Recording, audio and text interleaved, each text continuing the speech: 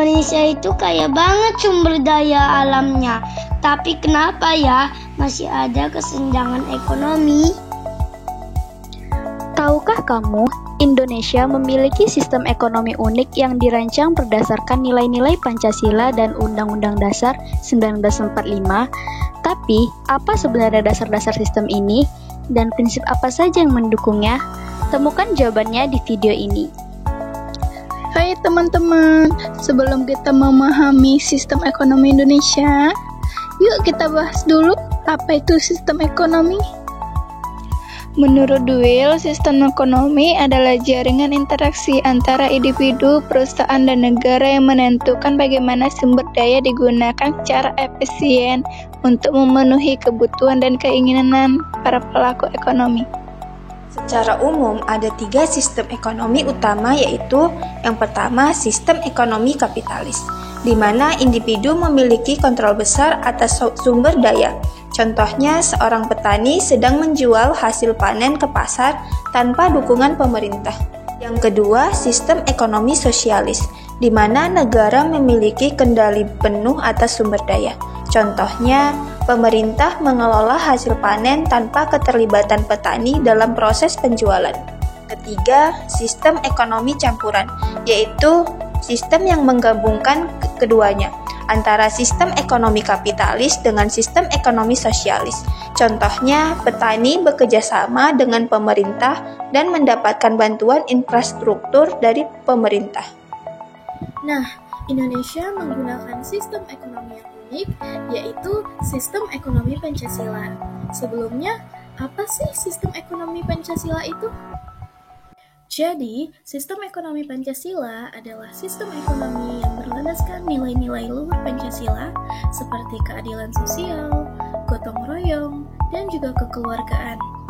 Sistem ini menyeimbangkan peran negara, swasta, dan koperasi, serta juga memastikan bahwa semua rakyat berpartisipasi aktif dalam kegiatan ekonomi untuk mencapai kesejahteraan bersama.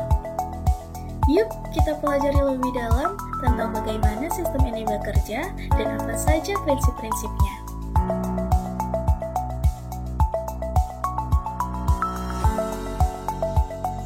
Indonesia memiliki landasan ideologi yang unik, yaitu Pancasila.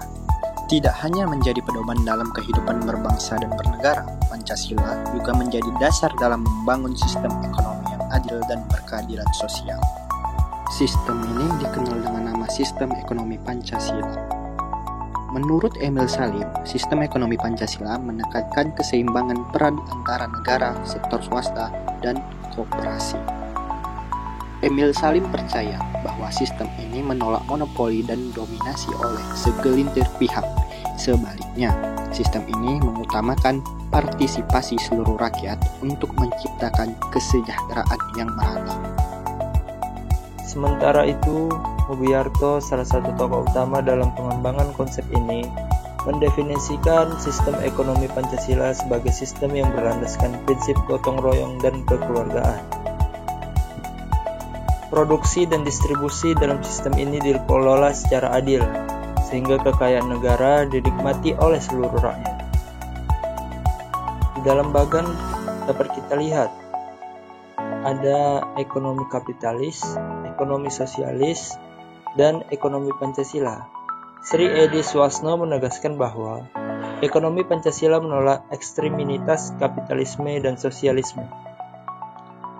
Sistem ini menyeimbangkan kepentingan individu dengan kolektif melalui kerjasama antara pemerintah, koperasi, dan sektor swasta untuk menciptakan kesejahteraan sosial.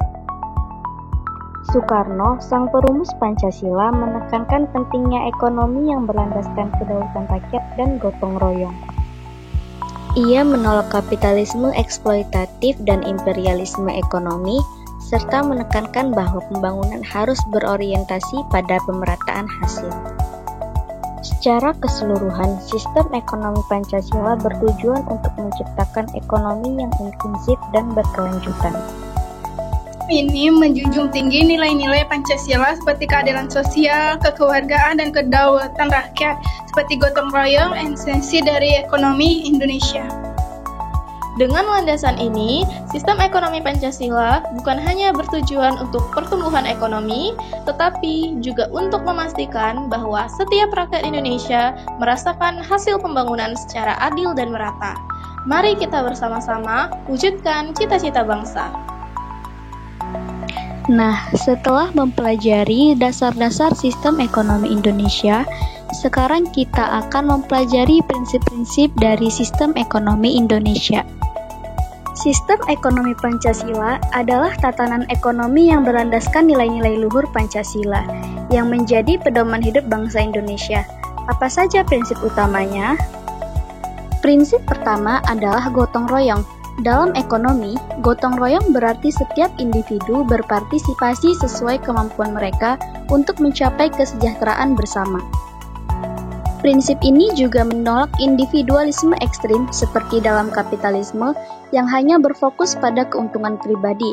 Sebaliknya, hak individu selalu diimbangi dengan kewajiban sosial kepada masyarakat. Prinsip keadilan sosial adalah inti dari sistem ini. Negara wajib melindungi hak ekonomi masyarakat, khususnya kelompok rentan seperti petani kecil, buruh, dan perusahaan mikro. Sistem ekonomi Pancasila mengedepankan keseimbangan antara kebebasan ekonomi dan tanggung jawab sosial. Tujuannya bukan hanya pertumbuhan ekonomi, tetapi juga pemerataan kesejahteraan, contohnya ikon negara, koperasi, dan sektor swasta. Ekonomi Pancasila adalah tantangan yang inklusif, berkelanjutan berakar pada nilai-nilai budaya bangsa Indonesia. Bersama-sama, marilah kita wujudkan kesejahteraan untuk semua rakyat Indonesia. Ekonomi untuk semua berdasarkan Pancasila. Teman-teman, kita telah membahas dasar-dasar sistem ekonomi Pancasila, prinsip-prinsip utamanya, dan bagaimana sistem ini dirancang untuk menciptakan kesejahteraan yang inklusif dan berkeadilan sosial.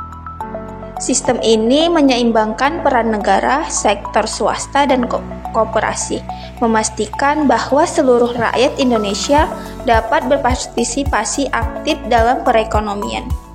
Melalui nilai-nilai Pancasila seperti gotong royong, keadilan sosial, dan kedaulatan rakyat, sistem ekonomi ini tidak hanya mengejar pertumbuhan ekonomi, tetapi juga pemerataan hasil pembangunan. Nah, teman-teman, sebagai warga negara, memahami dan mendukung sistem ekonomi Pancasila adalah salah satu langkah penting untuk mewujudkan cita-cita bangsa, yakni keadilan sosial bagi seluruh rakyat Indonesia. Terima kasih sudah menyaksikan video ini. Jangan lupa untuk terus belajar, berbagi, dan bersama-sama kita membangun masa depan Indonesia yang lebih baik lagi. Sampai jumpa!